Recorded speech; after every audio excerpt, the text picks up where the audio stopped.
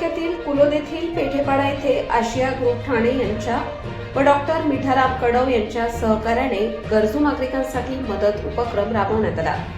या उपक्रमांतर्गत थंडीपासून संरक्षण मिळावे यासाठी 150 ब्लँकेटचे वाटप करण्यात आले।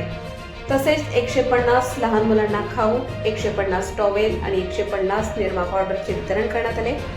या कार्यक्रमास डॉक्टर मिठाराम कडव, मोखाडा तालुका प्रभारी अधिकारी, पोलीस प्रेमनाथ ढोले, परेश गावा, सरपंच मोहन मोडक, दीप्ती गावा, भावेश गाला, हेमलता शाडवा, जयेश शहा, साई मित्र मंडळ तसेच समर्थ सामाजिक संस्था खोडाळा यांचे प्रतिनिधी उपस्थित होते।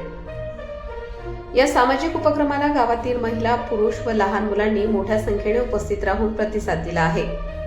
प्रतिनिधी रघुनाथ गांगुर्डे, पालघर जिल्हा।